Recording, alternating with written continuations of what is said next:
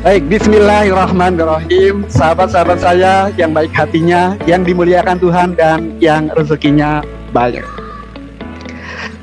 Sore hari ini senang sekali saya mendapatkan kesempatan untuk bisa sharing, berbagi, mungkin nanti kita bisa saling melengkapi. Tema kita adalah peningkatan pelayanan radiologi di era new normal. Tadi sudah dibahas secara komprehensif oleh guru kita, senior kita, Pak Sigit. Jadi nanti saya akan melengkapi, barangkali ada sisi-sisi yang nanti bisa menjadi lebih sempurna.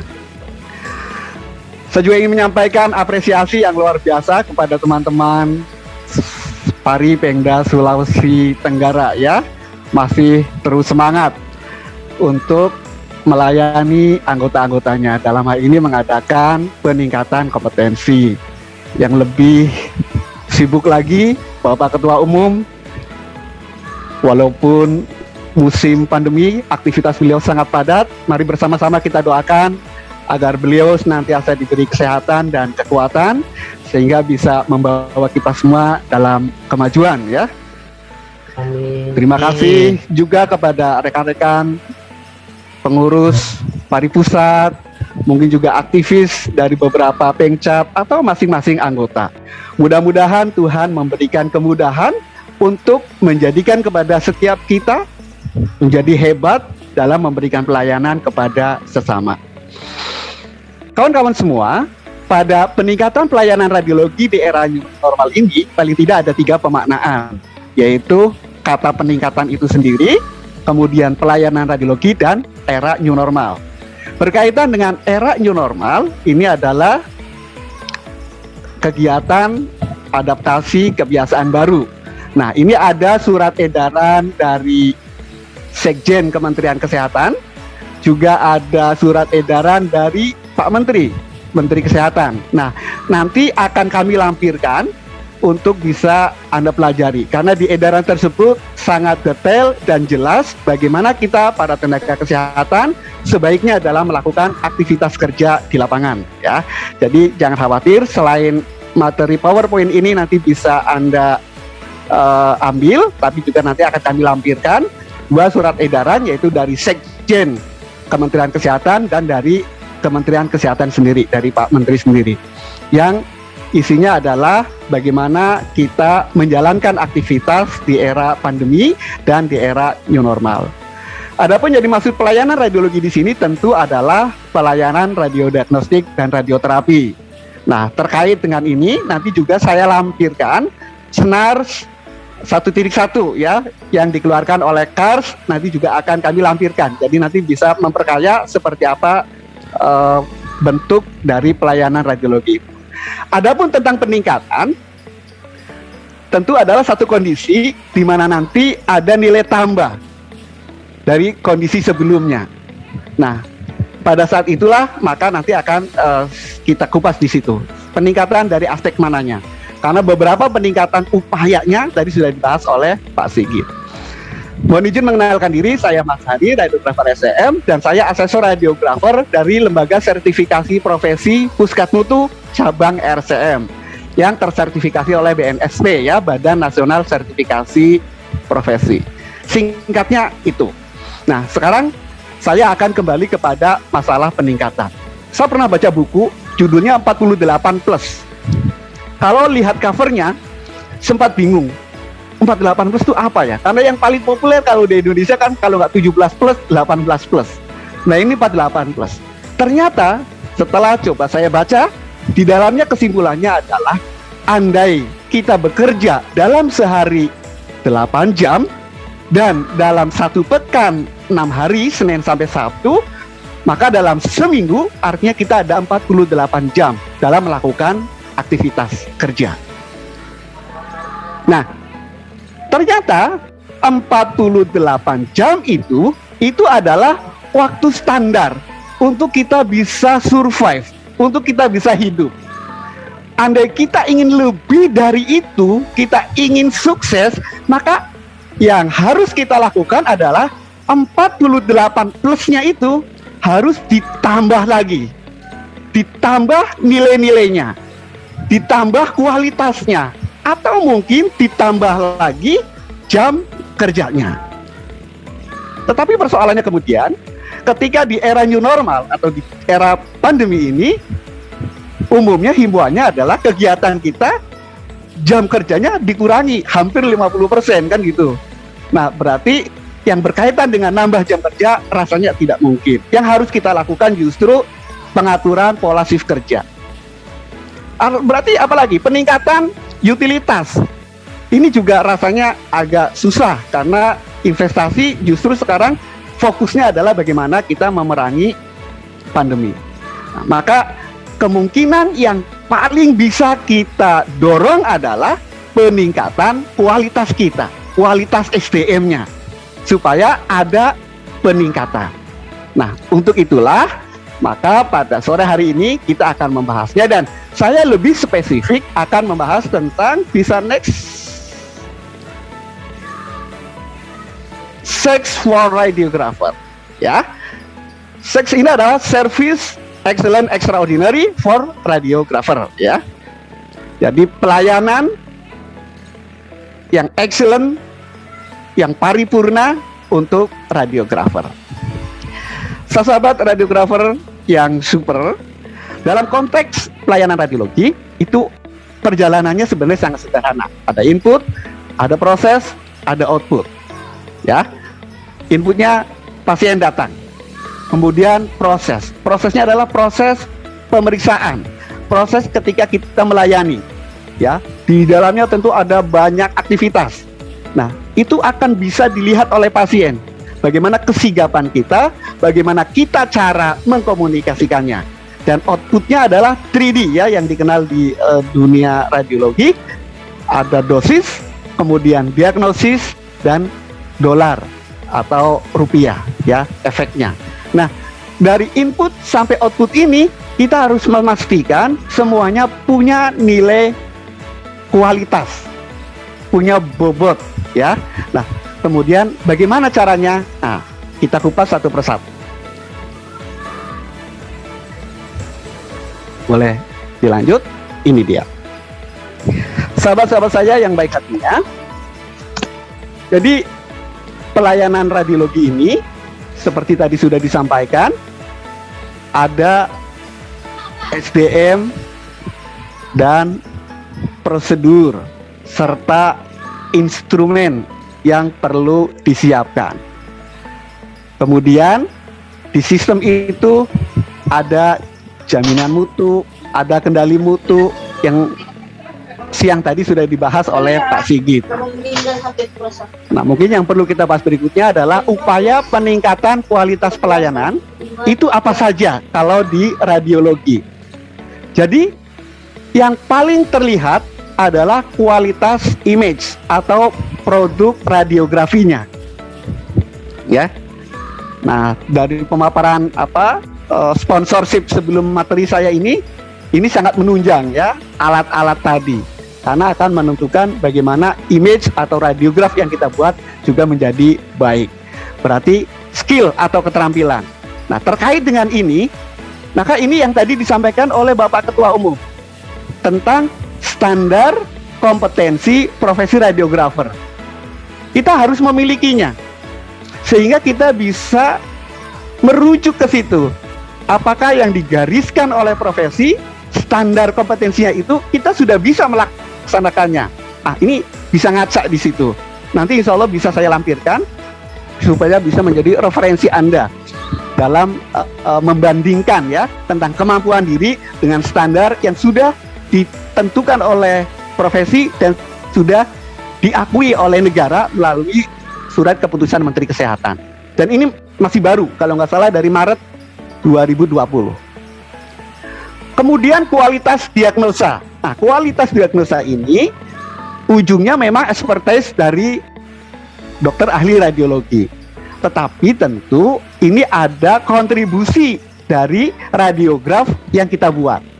Sehingga tidak ujuk-ujuk expertise. Karena expertise itu melalui media, yang media itu kita yang buat. Ya, jadi ada korelasinya, masih ada sambung menyambungnya. Kemudian kualitas fasilitas radiologi. Ini juga terlihat dan terasakan oleh si pasien. Mulai dari pertama ketika dia datang ke rumah sakit, dia mencari ruang radiologi. Mudah atau sulit? Pertama biasanya itu dari petunjuk arahnya. Kemudian setelah petunjuk arah, ketemu loketnya, bagaimana ketika dia daftar? Ya kan? Antriannya seperti apa? Ruang tunggunya bersih atau tidak? Nyaman atau tidak? Ini benar-benar menjadi kesan pertama. Kalau misalnya sejak awal dia menemui ruang radiologi sudah ada kesan buruk, maka di persepsi yang ada si pasien, kemungkinan besar di dalam juga buruk. Sehingga garda depan ini memang harus dipoles dengan baik untuk memastikan dan memberikan keyakinan ada efek trust bahwa di dalam Anda juga akan diperlakukan dengan baik.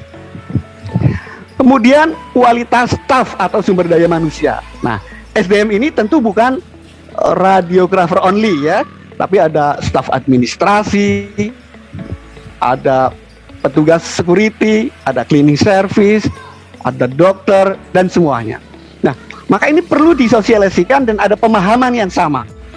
Bagaimana standar yang kita gunakan. Jadi ketika ketemu pasien, apakah ada salam yang disepakati? Misalnya dengan meletakkan tangan kanan di dada sambil membuka, kemudian menyapa. Itu adalah salah satu bentuk pelayanan yang mendekatkan hati kita. Dan yang sangat penting dalam radiologi adalah kualitas tindakan keselamatan dan kesehatan kerja ya.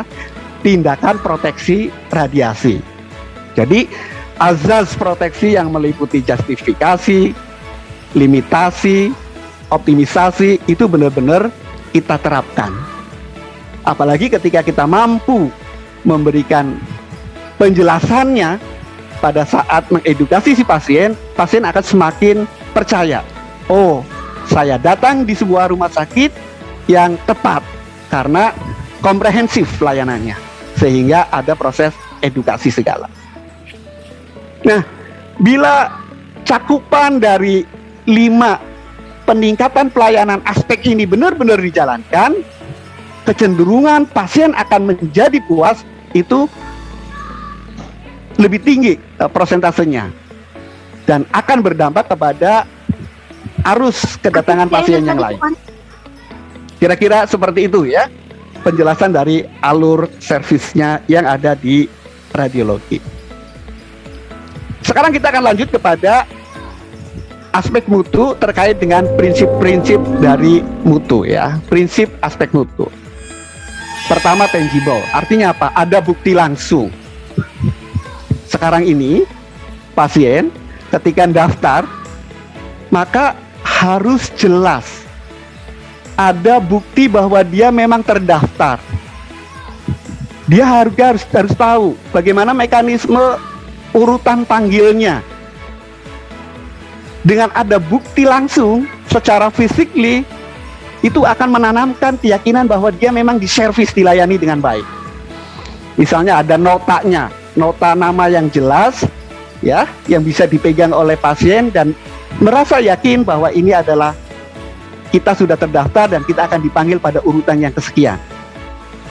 Kemudian reliability, keandalan. Jadi kesigapan pasien yang fokus ketika memberikan pelayanan itu juga akan benar-benar bisa dirasakan. Ingat, pasien-pasien kita kecenderungannya adalah mereka yang sedang sakit, sehingga biasanya secara insting dia sangat sensitif ya, dia bisa peka ketika ada petugas kita yang ketika memberikan pelayanan sambil dengan megang HP itu sudah sangat terasa bahwa dia nggak fokus ke pasien, dia nggak sungguh-sungguh, dia nggak bisa diandalin gitu, karena dia bercabang ya. Kemudian responsivity ya, jadi apa? Ketanggapan. Jadi begitu tahu kita misalnya saat kita ada di rumah sakit ada pasien yang terlihat bengong, Maka radiografer yang excellent mesti berani untuk menyapa dan menanyakan. Selamat pagi Bapak, saya Mas Hari, mohon maaf ada yang bisa dibantu. Dengan demikian, merasa aware. Dia merasa rumah sakit ini begitu bersahabat dengan kita, mau membantu. Nah, tapi kalau kita yang menggunakan seragam, sudah tahu kita bingung tapi asal lewat saja misalnya, itu akan menurunkan kepercayaan. Kemudian assurance, jaminan kepastian. Studi kasusnya adalah ketika misalnya pasien sudah kita foto selesai, pasien suka bertanya, kapan bisa diambil ronsennya? Nah, ketika kita bisa memberikan jaminan kepastian 24 jam, berarti keesokannya, maka harus komitmen bahwa setelah 24 jam kemudian benar-benar sudah selesai. Ya. Berikutnya adalah empati. Empati itu kita bisa merasakan apa yang dirasakan oleh si pasien. Kadang-kadang pasien ketika setelah selesai kita foto ronsen suka bertanya, kalau di ronsen katanya berbahaya radiasi. Itu bagaimana sih Pak? Nah, ketika ada pertanyaan itu, saya pernah ketemu dengan pasien demikian, dijawab dengan panjang lebar gitu, secara ilmiah. Ternyata kebutuhannya bukan itu. Kebutuhannya bukan mendapatkan penjelasan yang rumit tentang bahaya-bahaya radiasi itu, tentang berapa nilai dosis, bukan itu. Begitu teman saya datang, menyapa apa yang bisa dibantu, kemudian ternyata si pasien itu bercerita bahwa selama ini dia sering ronsen karena harus kontrol foto tulangnya, tulang kakinya yang baru dirawat itu karena habis kecelakaan. Maka ternyata cukup dengan mendengarkan saja ditambah dengan mendoakan. Mudah-mudahan segera bisa diobati dan sembuh sedia kala. Lebih cukup, lebih selesai, tidak muncul diskusi atau pembicaraan yang panjang lebar, ya. Tapi kadang-kadang butuh empati, butuh perasaan sebagaimana pasien merasakannya. Itu beberapa dari aspek mutu yang sering kita suka lalai. Nah, berikutnya adalah dimensi mutu, ya, dimensi mutu pelayanan kesehatan. Ada 7 dimensinya. Yang pertama adalah safety, aman. Jadi pastikan tempat pelayanan kita aman.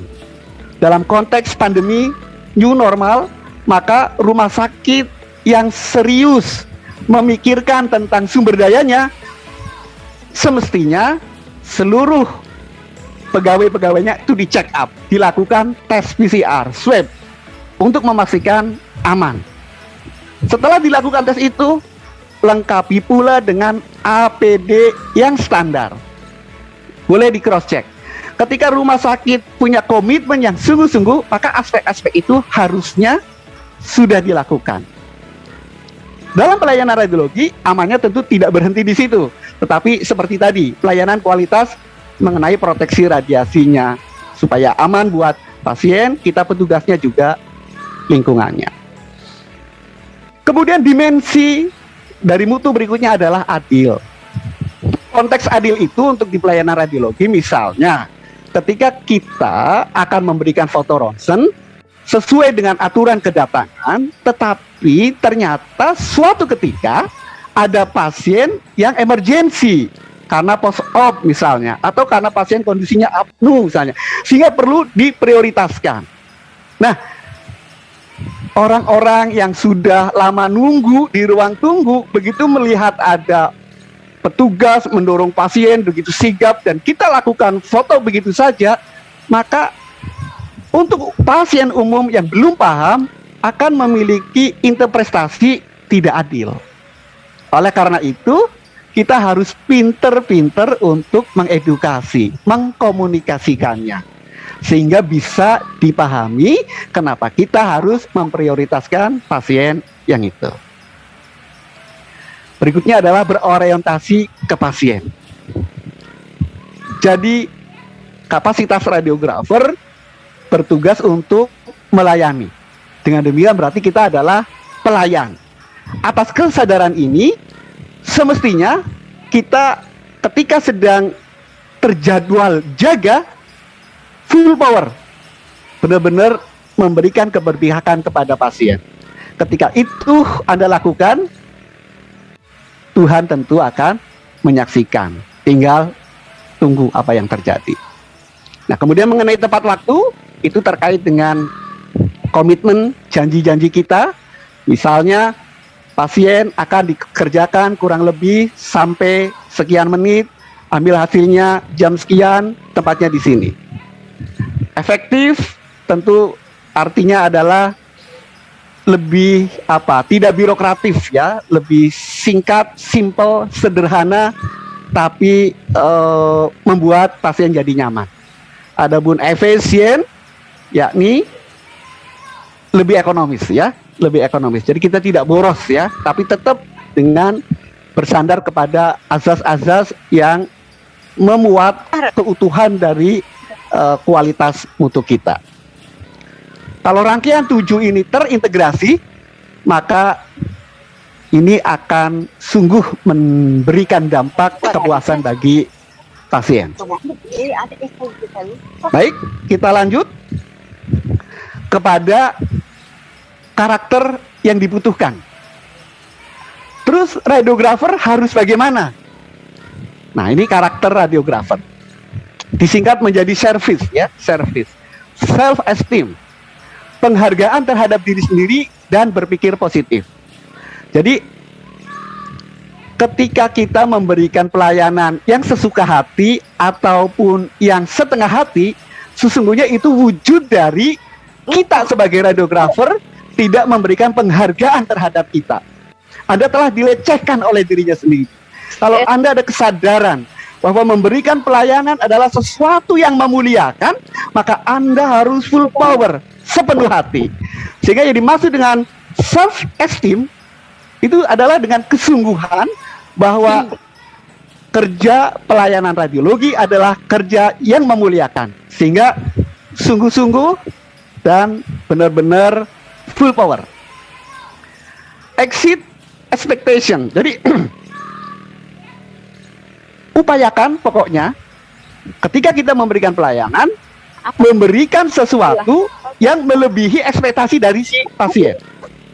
Ketika pasien membayangkan bahwa kita misalnya nih, seorang ibu-ibu datang hendak melakukan pemeriksaan HSG, ya kan? Tentu ada penjadwalan. Dia tentu akan membayangkan bahwa yang melayani misalnya dokternya laki-laki, radiografernya pria, perawatnya cowok, itu bikin tidak nyaman. Nah, dengan kita menjadwal secara tepat sesuai dengan keinginan pasien, bahkan kalau perlu lebih, benar-benar akan lebih meyakinkan. Pasien merasanya. Berikutnya R adalah recovery, pemulihan. Jadi ketika kita ditemukan ada sisi kurang, tidak kemudian menjadi lemah. Justru ini adalah yang sesuatu yang harus kita syukuri karena kita memiliki kejelasan apa yang harus bisa diperbaiki. Inilah salah satu langkah untuk bisa meningkatkan diri. Berikutnya adalah vision. Jadi apapun yang kita lakukan, rujukannya adalah visi unit, visi rumah sakit, visi organisasi. Organisasi ini mau dibawa kemana? Kita baca tuh visi misinya. Nah, itu yang harus menjadi bahan patokan. Kemudian improve, peningkatan diri dan mutu pelayanan secara terus-menerus. Improvement quality ya, peningkatan kualitas mutunya. Nah, ketika kita pada sore hari ini mengikuti acara webinar, ini bagian dari upaya kita untuk meningkatkan kualitas kita. Sehingga muncul awareness, kesadaran. Tapi tidak berhenti pada kata harus benar-benar dikerjakan, dilaksanakan. Dan berikutnya adalah care ya. Apa? Care itu memberikan perhatian dan perlakuan terhadap pelanggan dengan baik dan tulus. Karena Senyum yang tulus saja itu bisa apa ya, kepada pasien yang benar-benar sedang sakit bisa menyembuhkan gitu. Saya sering menemui ada pasien yang sedang diantar oleh keluarganya, tapi keluarganya tidak sabar, mungkin karena sudah panas, capek, lelah, cekcok gitu, pakai rostur.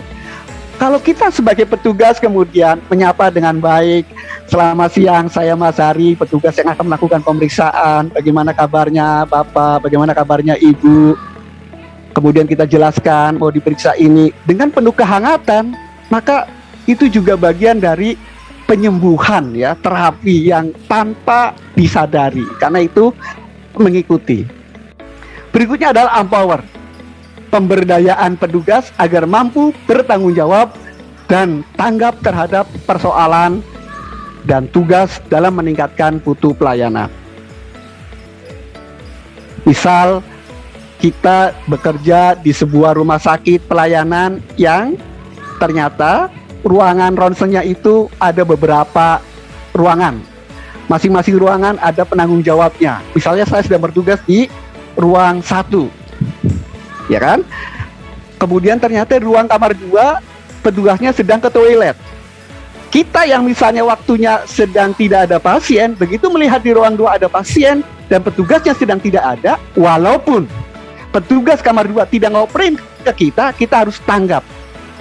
Ya, kita harus memberdayakan diri untuk eksistensi dan citra dari pelayanan di unit kita. Ketika itu dijalankan benar, pasien akan melihat dan akan merasakan. Dan itu tidak bisa dibeli. Tidak bisa dibeli, tapi benar-benar dilihat dan dirasakan. Kalau karakter-karakter ini menginternal dalam jiwa kita sebagai radiografer, maka dipastikan kalau ada survei kepuasan pelanggan antara unit radiologi dengan unit yang lain, boleh jadi kita akan bisa memenangkannya. Sahabat-sahabat saya yang baik hatinya, sesungguhnya para pasien ketika datang ke rumah sakit di tempat kita bekerja, keinginannya kira-kira ada 5 hal. Ingin yang lebih baik. Lebih baik dari mana? Lebih baik dari pengalaman dia yang sebelumnya. Lebih baik dari yang diceritakan orang.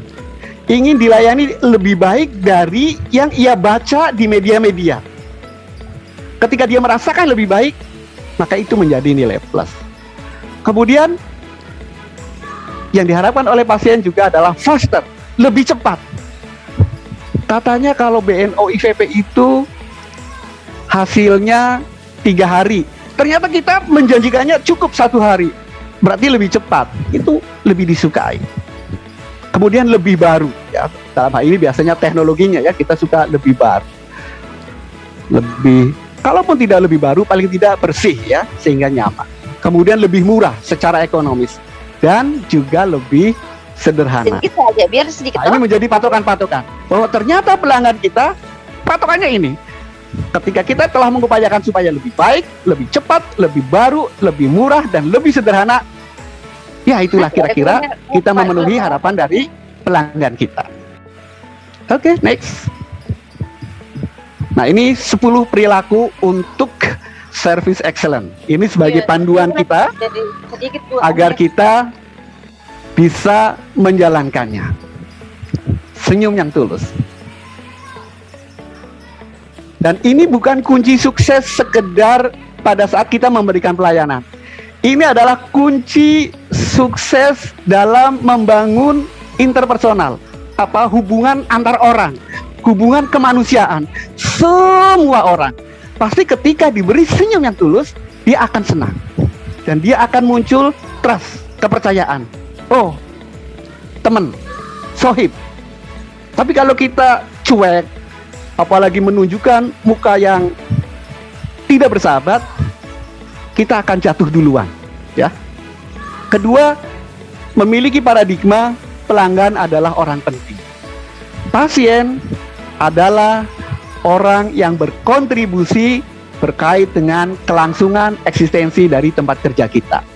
Karena kita bisa bekerja melayani karena ada pasien. Sehingga apa yang harus dilakukan? Kita dengarkan kebutuhannya. Apa yang bisa kami bantu? Nah, itu biasanya pertanyaannya ya, sebagai stimulannya. Kemudian menyebut namanya. Pada intinya, semua kita itu senang kalau namanya disebut. Bukan senang disebut, termasuk dilihat dan dibicarakan. Sebagai contoh, kalau nih teman-teman peserta webinar ini di foto screenshot gitu ya gambarnya, kemudian kita lihat di medsos, di Facebook katakanlah, maka foto siapa yang pertama dilihat?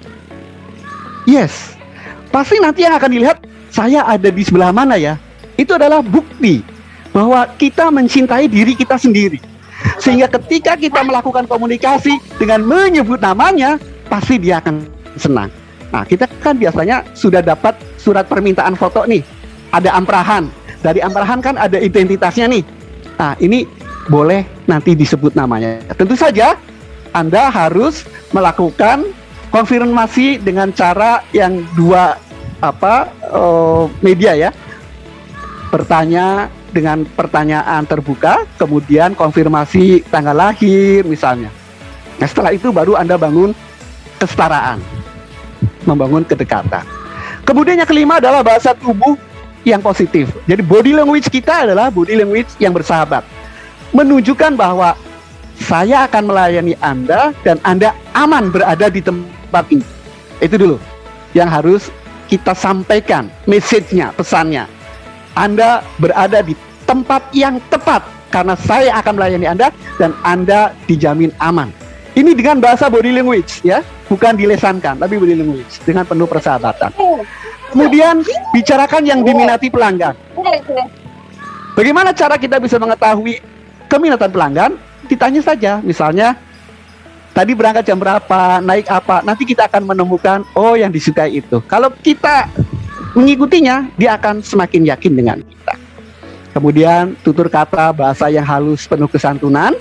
Yang kedelapan, beritahukan proses yang sudah, sedang, dan akan dikerjakan. Ini adalah proses edukasi. Ketika kita ketemu dengan pasien, setelah dikonfirmasi nama dan tanggal lahirnya, kita menjelaskan bahwa Bapak dan Ibu akan dilakukan pemeriksaan ini, seperti ini perjalanannya, kurang lebih sekian menit, ini yang harus Anda lakukan. Nah, diinformasikan, diedukasi. Kemudian product knowledge itu semua rangkaian yang nanti akan dikerjakan, dirasakan oleh si pasien, kemudian tampil dengan rapi. Kita sudah melakukan proses nomor 1 sampai nomor 9, tapi pribadi kita tidak anggun, kita tidak santun, jatuhlah pula. Oleh karena itu, kita harus tampil yang rapi. Sehingga benar-benar smart, ya, menyenangkan. Kalaulah 10 perilaku service excellence ini kita lakukan, next, dan kita selalu berupaya untuk memberikan yang terbaik, maka menjadi garansi bahwa best quality ada di unit kerja kita. Sahabat-sahabat saya, radiografer yang baik hatinya, next, jadi ada ungkapan bahwa Anda dinilai dari kualitas hasil kerja Anda. Ya. Apa yang Anda kerjakan itu yang akan menjadi penilaian. Jadi bukan sekedar kata orang. Oleh karena itu, kalau kata Pak Jokowi, kerja gitu ya. Karena kualitas kita dinilai dari apa hasil yang kita kerjakan. Mudah-mudahan sahabat-sahabat saya yang baik hatinya akan dimudahkan dalam proses melayani, menjadi pribadi yang baik, yang punya komitmen untuk memberikan yang terbaik. Untuk teman-teman radiografer, ketika kita memberikan pelayanan, ketika kita kerja, jangan sampai kita menjadi robot gaji. Maksudnya apa? Maksudnya kita ini bekerja jangan sampai niatnya hanya untuk mencari uang. Sesiapa yang bekerja untuk mencari uang, maka Anda akan diminta untuk memberikan pelayanan yang selengkap-lengkapnya. Tetapi ketika kita dengan kesadaran diri gitu ya, dengan sungguh-sungguh berupaya untuk memberikan yang terbaik, insya Allah uang yang akan datang mencari kita. Itu. Terima kasih, mudah-mudahan kita bisa ketemu di lain waktu, dan buat teman-teman yang ingin diskusi dengan saya bisa mengikuti medsos saya ya. Nanti kita bisa lanjutkan komunikasi dan diskusinya. Saya insya Allah terbuka 24 jam untuk diskusi, termasuk ke nomor HP saya. Demikian Mas Moderator, terima kasih. Mohon maaf apabila ada kekhilafan. Assalamualaikum warahmatullahi wabarakatuh. Waalaikumsalam warahmatullahi wabarakatuh. Waalaikumsalam Waalaikumsalam warahmatullahi wabarakatuh.